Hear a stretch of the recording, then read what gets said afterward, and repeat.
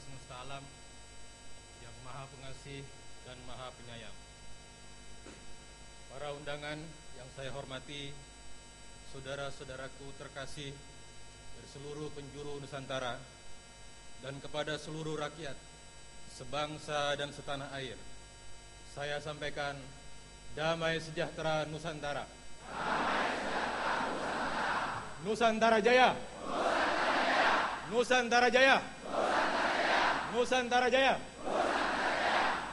Segala pujian hanyalah milik Tuhan yang Maha Esa, penguasa alam semesta, Raja langit dan bumi, yang tiada henti mengatur dan mendidik seluruh makhluk ciptaannya dengan kasih dan sayangnya, guna memastikan keberlangsungan tata hidup dan kehidupan semesta alam yang setimbang, selaras dan harmonis.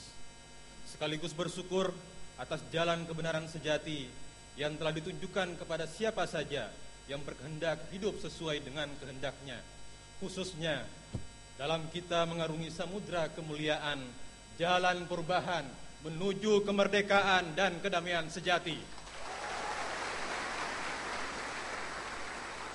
Pada kesempatan ini pula, perkenankan saya atas nama Dewan Pimpinan Pusat Gerakan Fajar Nusantara menyampaikan selamat datang dan puji syukur atas perkenan para tamu undangan, para pengurus, kader, anggota dan simpatisan Ormas Gerakan Fajar Nusantara, mulai dari tingkat pusat sampai unit-unit keluarga dari seluruh pelosok Nusantara untuk menghadiri acara ini, meski harus berkorban harta, waktu, tenaga dan pikiran demi pengabdian kepada Tuhan yang Maha Esa dan tegaknya nilai-nilai kebenaran universal bagi kejayaan Nusantara.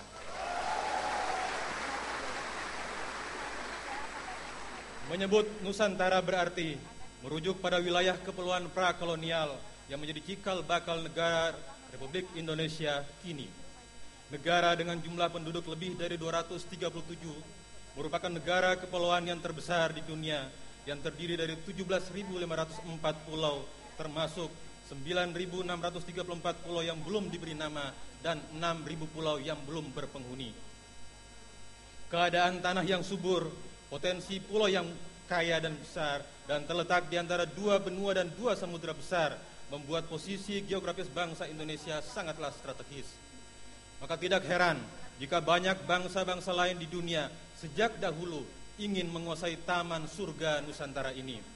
Dengan letak geografisnya yang strategis, menjadikan Nusantara sebagai jalur sutra laut perdagangan internasional sejak dahulu.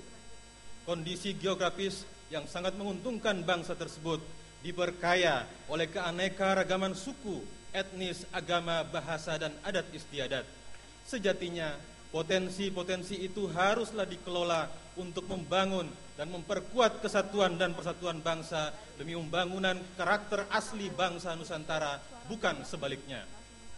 Bagaimanapun, kita tidak akan pernah menjadi bangsa yang kuat manakala kita, baik secara pribadi maupun kolektif, tidak merasa memiliki bangsa ini. Ikatan nilai-nilai kebangsaan yang selama ini terpatri kuat dalam kehidupan bangsa Indonesia, yang merupakan pengejawantahan dari rasa cinta tanah air, bela negara, dan semangat patriotisme bangsa sudah mengalami erosi, bahkan hampir sirna. Nilai-nilai budaya gotong royong, kesediaan untuk saling menghargai dan saling menghormati perbedaan, serta kerelaan berkorban untuk kepentingan bangsa yang dulu melekat kuat dalam sanubari rakyat terasa semakin menipis. Selain itu, kesadaran etnis yang sempit dipolitisir oleh kekuatan-kekuatan tertentu sehingga berujung pada tuntutan merdeka oleh sekelompok masyarakat di beberapa daerah. Anomali kebangsaan seperti ini menyebabkan bangsa yang kita cintai ini berada dalam ancaman perpecahan dan pada gilirannya akan memudahkan kekuatan asing untuk melakukan politik divide et impera. Dari segi peradabannya, bangsa Nusantara memiliki peradaban yang sangat tinggi, baik yang berbentuk teknologi maupun spiritual.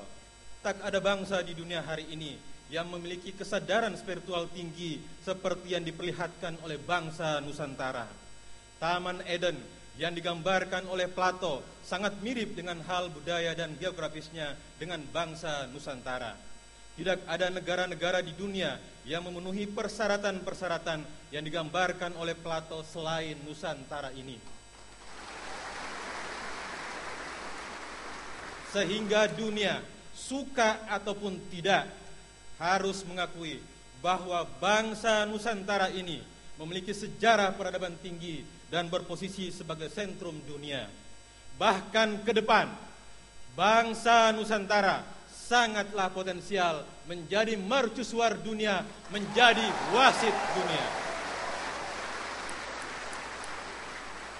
Kekayaan Nusantara ini sejalan dengan nubuatan para nabi akan kebangkitan peradaban baru di akhir zaman yang berada di negeri sebelah timur, yakni Nusantara.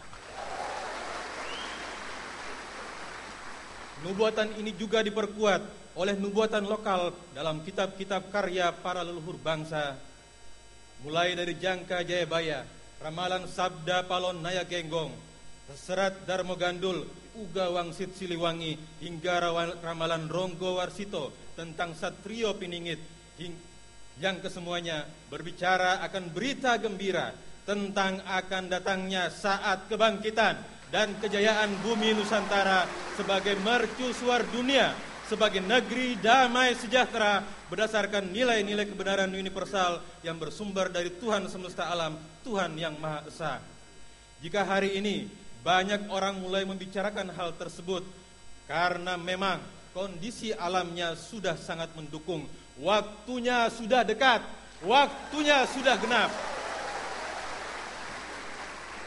Hadirin sebangsa dan setanah air, 66 tahun sudah kemerdekaan bangsa Indonesia diproklamirkan oleh para pendisi bangsa, dilandasi oleh rasa persatuan dan kesatuan yang tinggi untuk mewujudkan cita-cita bersama, yaitu bangsa yang merdeka, berdaulat, adil dan makmur. Rasa kebersamaan tersebut tidak dibangun atas dasar asal-usul suku, bangsa, agama dan geografi, melainkan rasa senasib dan sepenanggungan sebagai bangsa yang terjajah kala itu. Pasca kejatuhan rezim Orde Baru yang sangat sentralistis, salah satu agenda reformasi adalah mendesak diberlakukannya desentralisasi politik dan ekonomi melalui kebijakan otonomi daerah.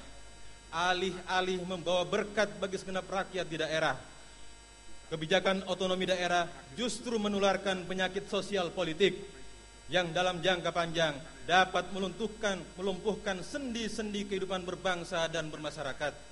Korupsi yang tadinya tersentral di pusat, kini di era reformasi sudah menjadi desentralisasi korupsi.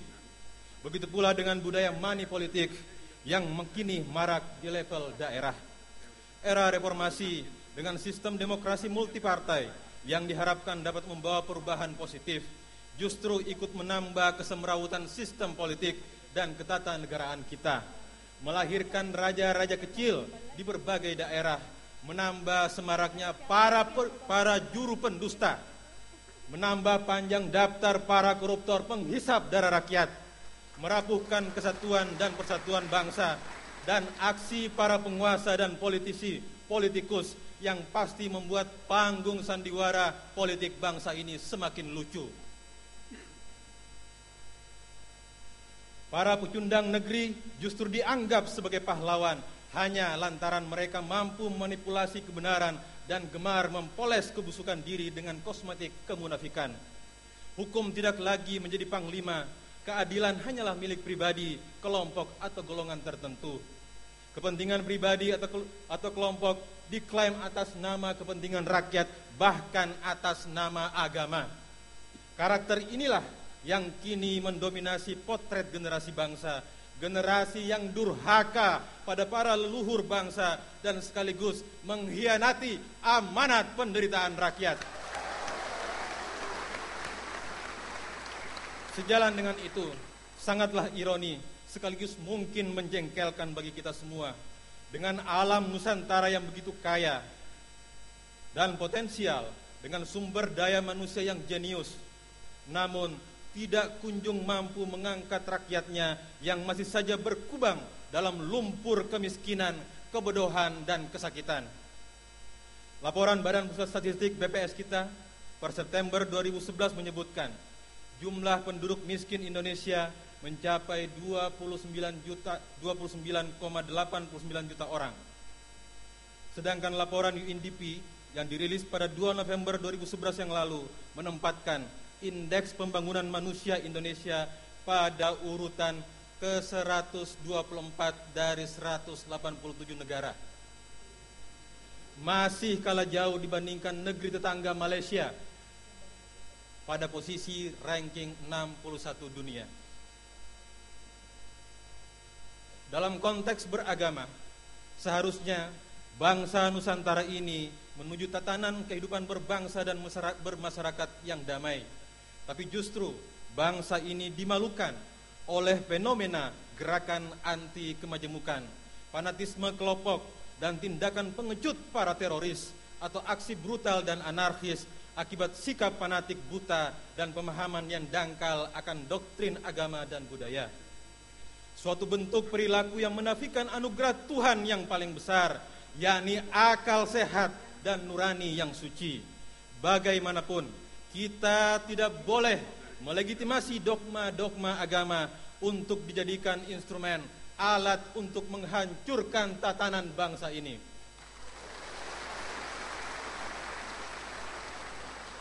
Dalam konteks ini, negara seharusnya memaksimalkan seluruh perangkat yang dimilikinya untuk menjamin setiap warga negara Indonesia dapat menjalankan apapun agama dan kepercayaannya secara bebas dengan jaminan keamanan dan perlindungan, tanpa tekanan dan paksaan dari siapapun dan oleh kelompok manapun.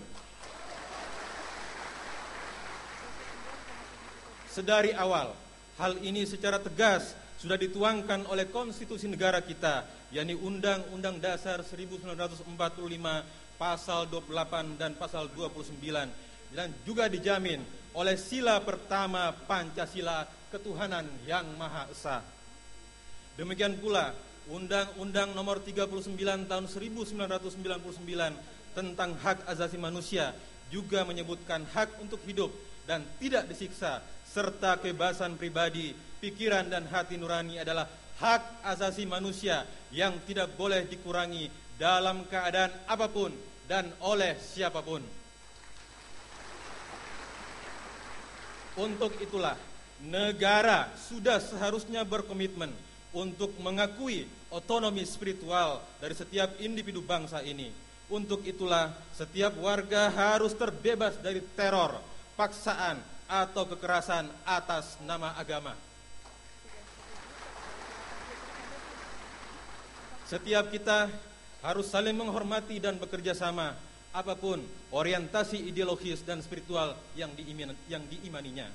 Tegasnya, negara tidak boleh diperalat untuk menginjak-injak kelompok manapun, kelompok minoritas yang berbeda keyakinan dengan mainstream, yang dalam beberapa kesempatan seringkali kurang percaya diri sehingga menjadi mayoritas paranoid.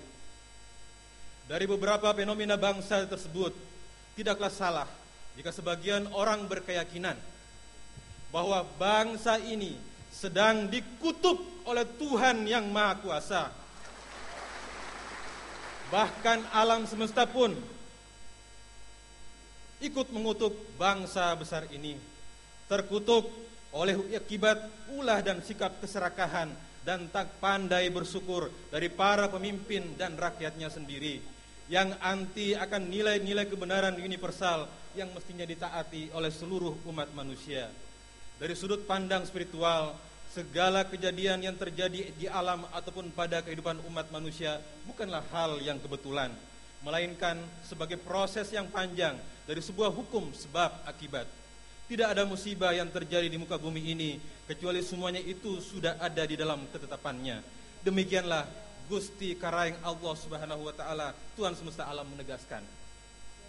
Penilaian tersebut tidaklah berlebihan, karena hidup dan kehidupan umat manusia di muka bumi ini sangat tergantung pada peredaran ruang dan waktu yang dikendalikan oleh kekuatan-kekuatan hukum universal di atas prinsip pergantian dan pergiliran antara hidup dan mati, kebangkitan dan kehancuran, kejayaan dan kebangkrutan, atau dalam bahasa religius dikatakan antara berkat dan kutuk. Demikianlah putaran cakra menggilingan yang sudah pasti terus akan berputar. Hadirin sebangsa dan senusantara, sebagai sebuah bangsa, sudah seharusnya kita bersatu padu agar menjadi satu kesatuan yang bulat dan utuh. Untuk itu, dibutuhkan satu pedoman yang dapat menyamakan cara pandang dan karakter anak bangsa yang sama dalam kehidupan sehari-hari. Pedoman tersebut adalah Pancasila, yang merupakan kristalisasi dari nilai-nilai luhur budaya Nusantara dan refleksi kontemplatif dari wawasan sosio-historis bangsa Nusantara, sekaligus menjadi pilar penyangga utama dari bangunan arsitektural yang bernama bangsa Indonesia. Amat disayangkan, spirit reformasi untuk memperbaiki segala produk yang buruk dari rezim sebelumnya untuk menggantikan dengan produk yang reformis berimplikasi pada munculnya amnesia nasional tentang pentingnya kehadiran Pancasila sebagai norma dasar, sebagai payung kebangsaan yang menaungi seluruh warga bangsa Indonesia dari Aceh hingga Papua. Bhinneka Tunggal Ika merupakan semboyan persatuan dan kesatuan bangsa. Walaupun kita terdiri dari beragam suku dan multikultural, namun kita tetap satu bangsa, bangsa Indonesia, berbahasa yang sama, bahasa Indonesia, dan bertanah air yang sama, tanah air Indonesia. Begitu juga bendera kebangsaan merah putih sebagai lambang identitas bangsa kita. Pada kesempatan inilah saya ingin kembali menggarisbawahi apa yang sudah dikemukakan oleh banyak kalangan, yakni perlunya untuk melakukan reinterpretasi, internalisasi, dan reaktualisasi nilai-nilai luhur Pancasila pada diri setiap anak bangsa untuk selanjutnya menjadi karakter sejati dalam mewujudkan kehidupan berbangsa dan bernegara, terutama dalam rangka menghadapi tantangan globalisasi dan problematika bangsa kini dan masa datang. Kami menyadari bahwa setiap kurun waktu sejarah memiliki kondisi-kondisi kehidupan yang membentuk dan mempengaruhi kerangka pemikiran dan medan pengalaman seseorang atau kelompok dengan muatan kepentingan yang berbeda, sehingga proses pemahaman terhadap suatu dasar negara yang adalah Pancasila dapat terus berkembang dalam praktek di hari esok. Untuk itu, penafsiran terhadap Pancasila yang merupakan kumpulan nilai-nilai luhur Nusantara dan sekaligus sebagai jati diri bangsa membutuhkan satu rujukan penafsiran standar yang dapat dipertanggungjawabkan dengan sebaik-baiknya. Untuk itulah, Gerakan Fajar Nusantara terpanggil untuk melakukan reinterpretasi terhadap 5 dasar negara Republik Indonesia yang diilhami oleh spirit suci dan nilai-nilai kebenaran universal untuk membangun bangsa yang berkarakter, bangsa yang merdeka, berdaulat, adil, dan makmur. Sila ketuhanan yang Maha Esa, bahwa bangsa Nusantara haruslah taat hanya kepada Tuhan yang Esa, yakni Tuhan semesta alam, tanpa perlu mempersoalkan penyebutan namanya Gusti, Karaeng, Allah, Sang Yang, Yahweh, dan penyebutan nama yang lain. Dalam menerapkan ajaran Tuhan yang Esa, maka setiap insan tidak boleh dipaksa. Aplikasi dari ketuhanan yang Maha Esa adalah negara membuat dan melaksanakan peraturan didasarkan kepada prinsip-prinsip kebenaran, yakni menggunakan pendekatan ilmiah dan alamiah. Karena hidup berdasarkan hal-hal yang ilmiahlah merupakan fitrah manusia beriman. Untuk itulah, semua produk hukum yang dibuat tidak boleh bertentangan dengan nilai-nilai kebenaran universal. Jadi, azas pertama dalam Pancasila menyangkut hal kepatuhan kepada jalan kebenaran yang ilmiah, bukan sekedar urusan ritual. Tidak ada gunanya kita mengakui azas ketuhanan yang Maha Esa jika hanya secara personal. Untuk membentuk negara yang damai sejahtera, maka seharusnya satu komunitas bangsa Indonesia bertuhan hanya pada Tuhan yang satu, Tuhan semesta alam, bukan kepada Tuhan hasil reka syahwat manusia. Untuk itulah sekali lagi, Gerakan Fajar Nusantara mengajak bangsa Indonesia untuk bertuhan hanya kepada Tuhan yang Maha Esa. Dari itu, dituntut kepatuhan setiap warga kepada peraturan negara yang dibuat berdasarkan nilai-nilai dasar ajaran Tuhan yang Maha Esa, karena peraturan itu dibuat untuk mengatur orang banyak agar tercipta kehidupan yang harmonis, adil, damai, dan sejahtera. Sila kemanusiaan yang adil dan beradab, Semua hukum bersumber pada dua prinsip hukum utama, kecintaan sepenuhnya kepada Tuhan semesta alam dan kecintaan yang tulus kepada sesama manusia sebagaimana kecintaan kita pada diri kita sendiri. Ukuran adil adalah diri kita sendiri. Lakukanlah apa saja yang kita senang jika orang lain melakukannya kepada diri kita, dan jangan lakukan pekerjaan yang kita benci jika orang lain melakukan hal itu pada diri kita. Jika Anda tidak suka ditipu, maka janganlah menjadi penipu. Tetapi jika Anda ditipu, maka jangan balas menipu.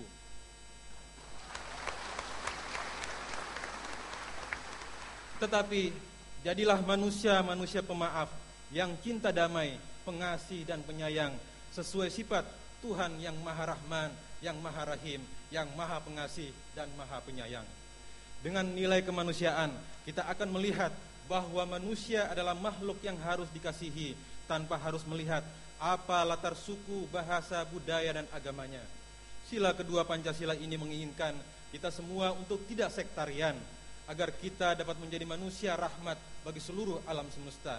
Bukankah Dia adalah Tuhan bagi semua manusia, bukan hanya Tuhan bagi orang-orang yang beriman? Adil adalah artinya dalam hukum tidak boleh memandang agama dan golongan, sedangkan beradab artinya mempunyai tata krama dan sopan santun, lawannya biadab. Sebuah perbuatan yang tidak mengenal tata krama, hukum positif, pri kemanusiaan dan hati nurani. Sila Persatuan Indonesia menghayati sila pertama dan kedua di atas adalah syarat bagi terwujudnya sila ketiga Persatuan Indonesia. Walaupun bangsa ini beraneka ragam etnis, bahasa, budaya, agama, atau apapun juga, namun tidak berarti kita boleh berpecah belah. Tidak boleh ada orang atau sekelompok orang yang ingin memecah belah bangsa Indonesia hanya demi memenuhi syahwat politik yang sesaat. Sebab kemerdekaan bangsa Indonesia adalah anugerah dari Tuhan yang Maha Kuasa. Kemerdekaan Indonesia adalah jembatan emas, dan proklamasi kemerdekaan bukanlah akhir dari revolusi, tetapi awal dari pembangunan bangsa ini. Revolusi belumlah tuntas. Revolusi belumlah tuntas. Namun hemat kami, revolusi yang utama yang harus kita lakukan saat ini bukanlah revolusi politik yang akan membutuhkan ongkos sosial ekonomi yang mahal, tetapi revolusi yang harus kita lakukan saat ini adalah revolusi moral spiritual. Setiap anak bangsa sebagai basis persatuan dan kesatuan bangsa. Perlu diingat bahwa perjuangan pergerakan kemerdekaan Indonesia hanyalah mengantarkan rakyat Indonesia ke depan pintu gerbang kemerdekaan negara Indonesia. Dengan kata lain, sesungguhnya kita belumlah memasuki pintu gerbang kemerdekaan tersebut. Bahkan kita belum melewati jembatan emas tersebut. Sehingga bangsa ini belumlah merasakan kehidupan bangsa yang betul-betul merdeka, berdaulat, adil, dan makmur. Untuk itu, kami, Gerakan Fajar Nusantara menyeru, sudah saatnya kita bersatu padu dan bergotong royong memasuki gapura kemerdekaan atau melewati apa yang diistilahkan Bung Karno dengan jembatan emas. Agar sesampainya kita di seberang sana, kita mampu memulai pembangunan, membangun tatanan masyarakat bangsa Nusantara yang merdeka seutuhnya, adil, makmur, dan sejahtera. Atau apa yang disebut sebagai Nusantara yang gemah ripah, loh jinawi, adil, makmur, tata titi tentrem kertara harja, dadi kiblatin dunia. Nusantara yang subur melimpah, adil, makmur, tertib, tentram, damai selamanya, serta menjadi kiblat dan contoh bagi negara-negara di seantero dunia. Kerakyatan yang dipimpin oleh hikmat kebijaksanaan dalam permusyawaratan perwakilan. Dalam sila keempat ini jelas disebutkan kerakyatan yang dipimpin. Artinya rakyat ini ada pimpinannya, bukan menjadi Tuhan.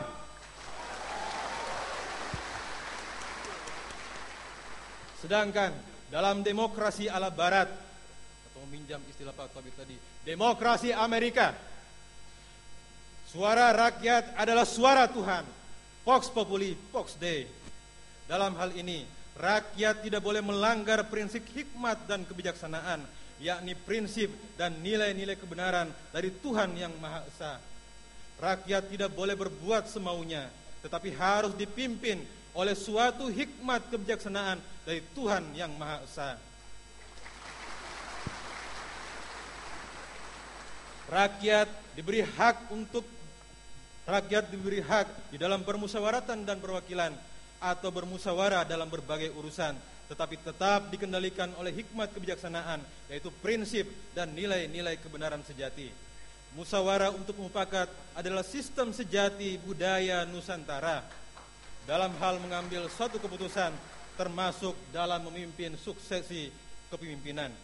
Sistem pemilihan pemimpin bangsa adalah sistem perwakilan, yakni dilakukan oleh para wakil rakyat dalam Dewan Permusyawaratan dan Perwakilan, tidak dilakukan secara langsung oleh rakyat yang hanya akan menghamburkan dana triliunan rupiah dan menjadi ajang manipulasi politik.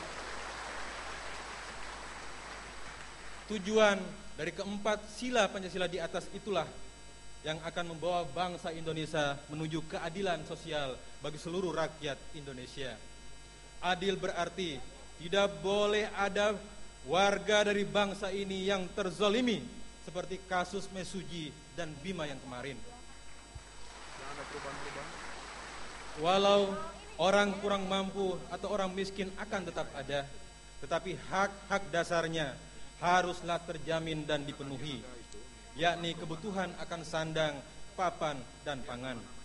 Dalam hal ini berlaku bagi seluruh rakyat Indonesia tanpa melihat suku, bahasa, adat istiadat, agama, dan semacamnya. Sekali lagi, kami Gerakan Fajar Nusantara, Gavatar, menyeru bahwa saat ini kita perlu melakukan gerakan reinterpretasi, internalisasi, dan reaktualisasi nilai-nilai luhur Pancasila guna memperkuat kehidupan berbangsa dan bernegara, khususnya dalam upaya penyelesaian berbagai permasalahan bangsa menuju Nusantara Jaya, Indonesia Raya. Sekaligus menjadi momentum untuk memperkuat nilai-nilai Pancasila sebagai Weltan Song yang tidak hanya menjadi pondasi tetapi juga sebagai perekat sekaligus payung yang menaungi seluruh anak Nusantara dalam kehidupan berbangsa dan bernegara. Kami meyakini dengan seyakin-yakinnya, dengan menjadikan nilai-nilai kebenaran universal dan nilai-nilai luhur Pancasila sebagai pandu bagi Ibu Pertiwi, maka arah menuju hari Indonesia esok yang lebih baik dan lebih pasti, yakni Indonesia Raya, akan terwujud. Hadirin generasi Nusantara yang berbahagia, bagai dua sisi mata uang yang tak terpisahkan, nasib dari Pancasila sama mirisnya dengan lagu kebangsaan Indonesia Raya yang juga semakin ditinggal oleh penggemarnya. Lagu Indonesia Raya tak ubahnya sebagai bacaan wajib dalam setiap acara ritual keagamaan yang hampa akan makna dan tak punya spirit, ruh sedikit pun untuk dapat membangkitkan jiwa kejuangan yang menyanyikannya. Kita hanya mampu berucap merdeka, merdeka, namun tidak mampu membangkitkan semangat kita untuk betul-betul hidup menjadi pribadi-pribadi yang merdeka. Untuk itulah ada baiknya di samping reinterpretasi dan internalisasi nilai-nilai luhur Pancasila, kita pun melakukan hal yang sama terhadap lagu kebangsaan kita, lagu Indonesia Raya. Indonesia tanah airku, bahwa Indonesia sebagai tempat tinggal kita bersama sebagai bangsa Nusantara yang terdiri dari wilayah darat 25% dan wilayah laut 75%. Bangsa yang memiliki jumlah keunikan dan keunggulan dari bangsa lain di muka bumi, seperti batiknya yang khas. Hidup batik! Tanah tumpah darahku, bahwa kita dilahirkan dan bersimbah darah di negeri Indonesia, dan untuk itulah sudah seharusnya kita pun berkiprah dan berjuang di negeri ini. Di sanalah aku berdiri jadi pandu ibuku, bahwa kita lahir dari tanah dan perut bumi pertiwi ini, dan kami Gerakan Fajar Nusantara siap dan sanggup berdiri di depan bersama elemen bangsa lainnya menjadi pandu bagi kejayaan Ibu Pertiwi. Indonesia kebanggaanku, bangsa dan tanah airku, marilah kita berseru Indonesia bersatu. Gerakan Fajar Nusantara menyeru kepada warga Indonesia untuk bersatu dan jangan berpecah belah. Biarlah para pemimpin dan elit bangsa hari ini hidup berpecah belah dan saling bermusuhan hanya karena perbedaan golongan atau partai politik. Pertanyaannya kemudian adalah, dengan apakah mempersatukan bangsa ini? Apakah dengan ideologi sosialis komunis dari timur? Ataukah liberalis kapitalis dari barat? Bukanlah suatu kebaikan menghadapkan ideologimu ke timur ataupun ke barat. Menjalankan sistem aturan Tuhan semesta alam itulah yang baik dan fitrah.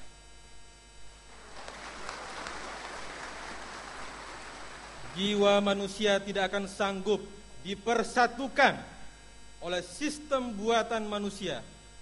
Jiwa dan hati manusia hanya dapat disatukan, dipersatukan oleh sistem dan hukum yang mengatur naluri hidup manusia, yakni ajaran Tuhan semesta alam yang merupakan fitrahnya manusia. Indonesia bersatu dalam satu bangsa, satu bahasa dan satu tanah air, serta satu visi misi kehidupan. Sudah saatnya bangsa Indonesia kembali pada sistem fitrah bagi diri setiap warganya. Mari kita luruskan kembali arah tujuan segenap warga Indonesia untuk menjadikan bangsa ini berada di atas segala bangsa, menjadi bangsa yang damai sejahtera berdasarkan nilai-nilai kebenaran Tuhan semesta alam, Tuhan yang Maha Esa, bukan kebenaran nilai-nilai ideologi warisan kolonial penjajah timur, barat ataupun timur tengah.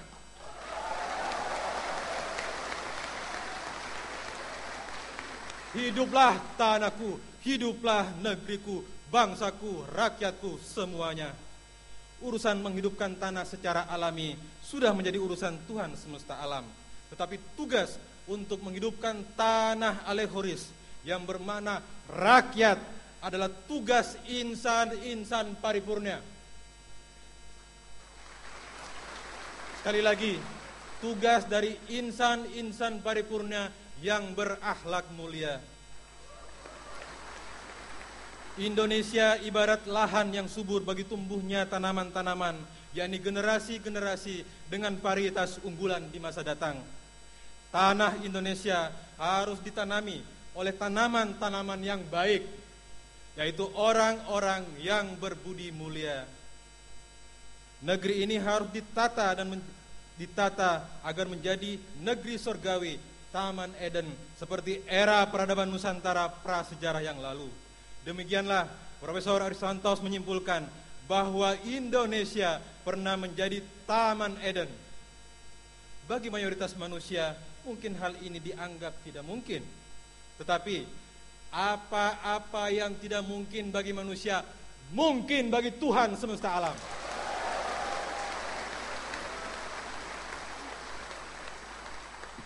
Bangunlah jiwanya, bangunlah badannya.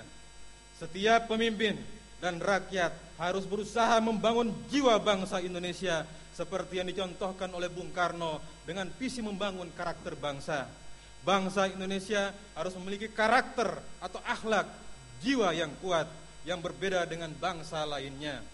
Bukankah Tuhan mencipta manusia menurut rupa dan potret dirinya? Inilah yang seharusnya menjadi karakter bangsa Indonesia. Karena Tuhan yang Maha Pengasih dan Maha Penyayang, maka rakyat Indonesia menjadi hambanya di bumi pun harus memiliki sikap pengasih dan sikap penyayang. Bahkan kita harus lebih dibandingkan orang-orang lain di bangsa sana. Kepada seluruh warga bangsa, jadilah orang-orang yang menata kehidupan alam dan sosial manusia berdasarkan kasih dan sayang. Ketika jiwa seseorang telah terbangun, maka kecukupan fisik atau badan akan turut serta mengikutinya. Tetapi jika jiwanya belum dibangun, maka dia akan menjadi orang yang rakus, pelit, dan korup. Orang yang jiwanya sudah terbangun akan memberikan jubahnya ketika diminta bajunya. Dan ketika dia memberi, tak akan mengharap kembali. Semua itu untuk Indonesia Raya. Indonesia Raya berbeda dengan Indonesia. Indonesia adalah wilayah negara bekas jajahan Hindia Belanda. Ketika Belanda menjajah Indonesia, Portugis menjajah Timur-Timur, waktu itu Timur-Timur, dan Inggris menjajah Singapura dan Malaysia. Sehingga teritorial kekuasaan Indonesia adalah daerah-daerah peninggalan kekuasaan Hindia Belanda. Sedangkan yang akan dipersatukan oleh generasi dari Nusantara ini lebih luas dari negara Indonesia kini.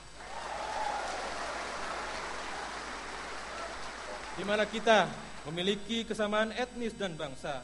Bangsa Melayu Nusantara atau Indonesia Raya, daerahnya sampai ke Thailand, Filipina, bahkan tadi dikatakan sampai semenanjung Korea.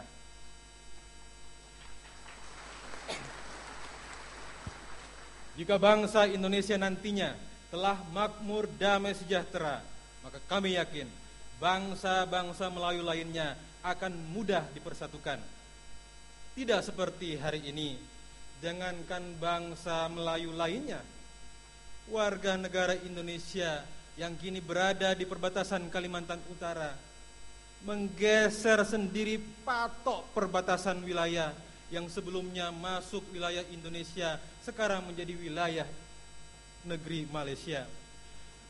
Hal ini terjadi karena mereka tidak dipedulikan oleh pemerintah Indonesia dan mereka merasa damai dengan negeri tetangga Malaysia. Tapi kami yakin jika bangsa Indonesia sudah menjadi bangsa yang adil, makmur, dan damai sejahtera, maka mereka dengan senang hati akan memindahkan kembali patok perbatasan tersebut.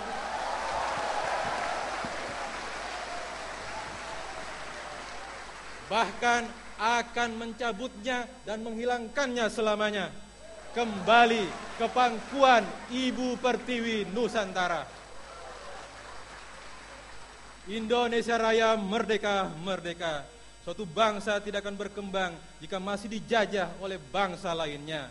Ibarat satu benih di bawah batu, agar benih itu dapat tumbuh, maka harus disingkirkan terlebih dahulu batu tersebut. Gerakan Fajar Nusantara siap berjuang untuk membebaskan bangsa Indonesia dari penjajahan ideologi dan bebas dari berhala, yakni kecintaan dan pengabdian kepada ideologi, pemimpin, harta, tahta, wanita, hawa nafsu, atau apapun selain Dia, Tuhan yang Maha Esa. Sehingga akan melahirkan manusia-manusia yang hanif, hanya mengabdi kepada Tuhan semesta alam, tidak kepada selainnya. Inilah kunci utama agar pintu keberkahan langit dan bumi dilimpahkan kepada Nusantara ini. Tanahku, negeriku yang kucinta, Indonesia Raya, merdeka, merdeka, hiduplah Indonesia Raya. Kalimat ini menandakan bahwa bangsa Indonesia belumlah sepenuhnya hidup, masih mati, karena masih dijajah oleh bangsa lain. Salah satu ciri bangsa yang mati adalah jalannya yang menunduk. Dahulu ketika berpapasan dengan para inlander, orang-orang Belanda, para pribumi menunduk, mengenakan pakaian dengan mengikat kaki sehingga sulit untuk berjalan. Apalagi berperang. Membawa keris tetapi diletakkan di punggung sehingga sulit untuk menggunakannya.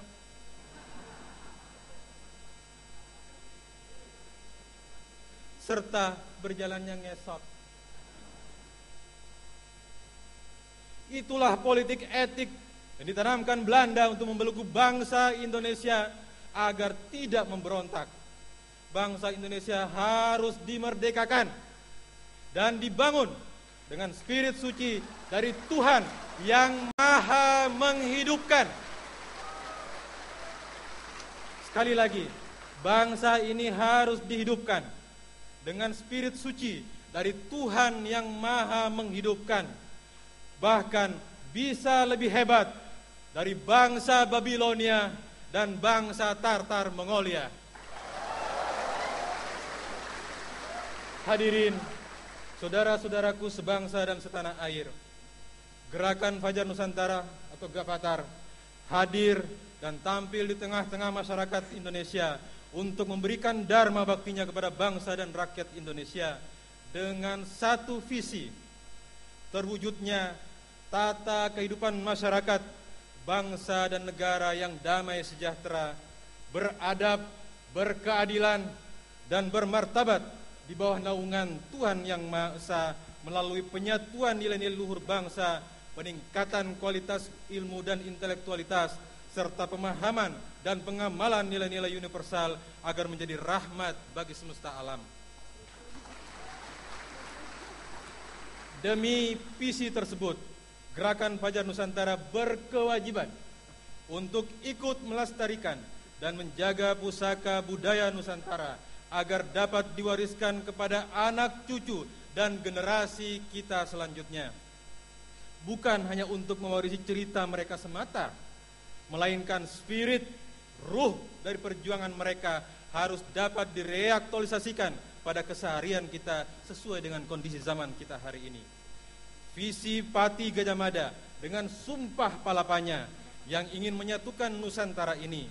Visi Bung Tomo dengan sumpah pemudanya untuk menyatukan tekad dari bangsa ini untuk menjadi bangsa yang kuat, dihormati dan disegani oleh bangsa-bangsa di dunia. Dan visi Soekarno untuk menjadikan bangsa Indonesia sebagai mercusuar dunia adalah visi mulia yang hari ini harus mampu mengilhami para generasi pelanjut bangsa ini untuk segera bangkit dan berjuang menjadi manusia-manusia merdeka seutuhnya. Agar bangsa Nusantara ini mampu menjadi mercusuar dunia, maka bangsa ini terlebih dulu harus menjadi bangsa kesayangan Tuhan Yang Maha Kuasa.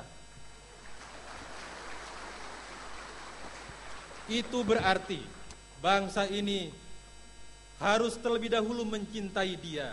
Karena rasa cinta, maka tumbuhlah pengorbanan, pengabdian secara sukarela.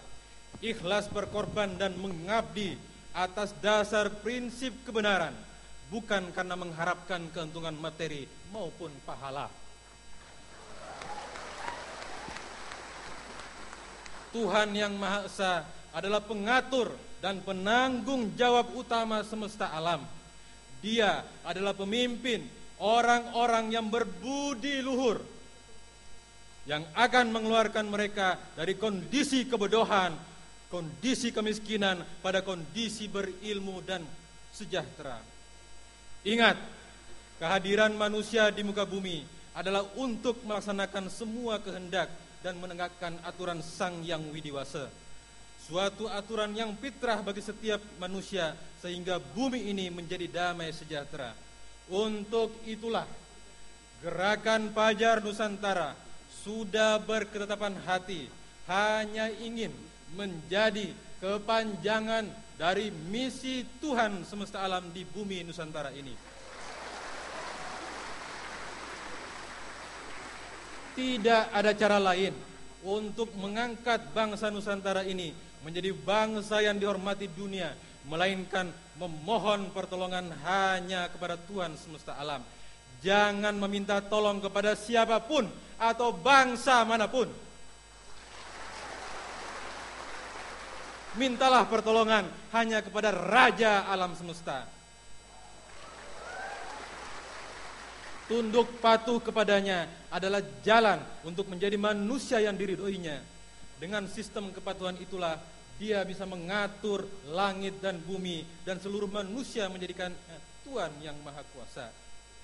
Jangan kamu berpikir bahwa Tuhan semesta alam akan membiarkan mereka melakukan perbuatan-perbuatan ingkar kepadanya. ini hanya menunggu waktu atau masanya saja. Tuhan semesta alam belum bertindak hari ini karena Dia terikat oleh waktu yang telah ditetapkannya. Tidak ada yang dapat memajukan ataupun mengundurkan ketetapan waktunya itu. Dalam menanti datangnya masa itu, maka setiap kita haruslah senantiasa mengerjakan kebenaran dan berbuat sabar. Kita harus senantiasa tidak terburu-buru dan tetap eling dan waspada. Masa itu akan datang secara tiba-tiba tanpa diketahui oleh siapapun. Hadirin, saudara-saudaraku di seluruh Nusantara, mengakhiri pidato ini, saya ingin menegaskan kembali beberapa hal. Pertama, bahwa organisasi kemasyarakatan Gerakan Fajar Nusantara didirikan bukan atas dasar kepentingan kelompok, bukan atas dasar kepentingan partai, golongan, aliran, suku, agama, kepercayaan, atau ras manapun.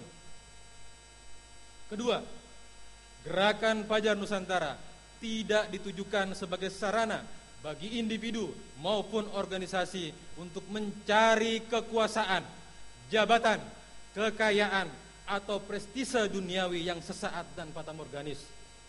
Tetapi Gerakan Fajar Nusantara adalah gerakan pengabdian kepada Tuhan Yang Maha Esa, di mana bumi pertiwi Indonesia Raya sebagai media tanam dan warga Gavatar sebagai tanaman-tanamannya.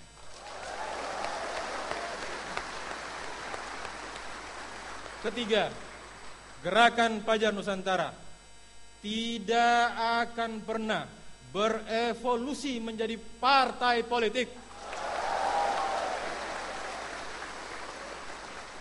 ataupun berafiliasi dengan partai politik manapun. Tegasnya, Gerakan Fajar Nusantara tidak akan ikut berpolitik praktis. Namun, kami siap berdiskusi dan berdialog soal politik dan kebangsaan ini. Kami pun menyadari bahwa misi Gerakan Fajar Nusantara ke depan untuk mengantarkan anak-anak bangsa Nusantara melewati jembatan emas sebagai bangsa yang merdeka, berdaulat, adil dan makmur. Sebagai bangsa yang merdeka, adil dan makmur dengan aktualisasi nilai-nilai kebenaran universal dan nilai-nilai luhur Pancasila secara murni dan konsekuen dalam setiap sendi kehidupan bukanlah hal yang mudah dan instan. Kami pun menyadari bahwa akan banyak tantangan, cibiran, bahkan ancaman yang akan kami hadapi di depan sana. Namun, kami yakin seyakin-yakinnya bahwa itu semua hanyalah bagian dari episode kehidupan yang mesti kami genapi, mesti kami jalani demi cita-cita luhur Nusantara.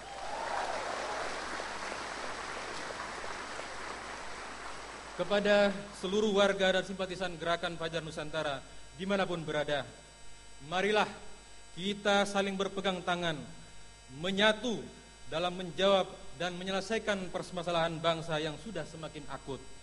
Gerakan Fajar Nusantara harus mampu menjadi komunitas alternatif yang dapat diteladani oleh setiap individu bangsa Nusantara, bahkan oleh dunia. Kami yakin bahwa Sang Fajar akan menyingsing untuk menerangi dan menghidupi peradaban manusia di muka bumi dengan perilaku yang diberkati oleh Tuhan Yang Maha Esa sebagai penolong hamba-hambanya yang patuh. Kami, pemuda-pemudi Nusantara yang terikat dan tergabung dalam satu organisasi kemasyarakatan, Gerakan Fajar Nusantara, sekali lagi menegaskan dan menyatakan siap dan sanggup berada di depan dan bekerja sama dengan seluruh elemen bangsa demi terwujudnya cita kejayaan Nusantara sebagai matahari dunia, sebagai bangsa percontohan di muka bumi ini. Untuk itulah, marilah kita menjadi satria-satria Nusantara. Satria-satria yang sejati dalam membawa bangsa ini sanggup berada di depan dan bekerja sama dengan seluruh elemen bangsa demi terwujudnya cita kejayaan Nusantara sebagai matahari dunia. Sebagai bangsa percontohan di muka bumi ini. Untuk itulah, marilah kita menjadi satria-satria Nusantara. Satria-satria yang sejati dalam membawa bangsa ini menuju Nusantara Jaya. Kepada seluruh panitia pelaksana beserta para pengisi acara, Bapak Sujiwo Tejo, Bapak Taufik Ismail,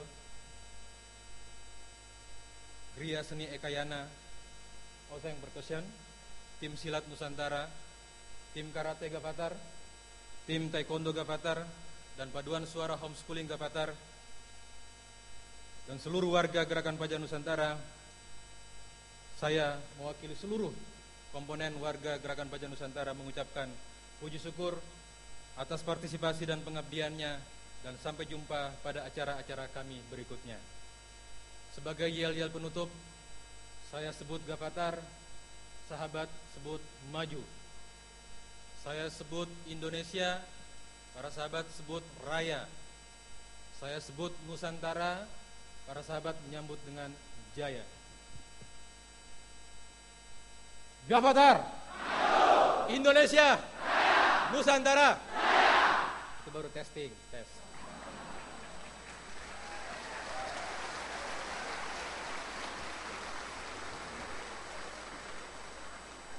Tadi kan Pak Taufik 2 yang berulang, kita ulang. Gavatar, Indonesia, Nusantara. Gavatar, Indonesia, Nusantara. Gavatar, Indonesia, Nusantara. Segala puji bagi Tuhan semesta alam, Tuhan Yang Maha Esa. Damai sejahtera Nusantara.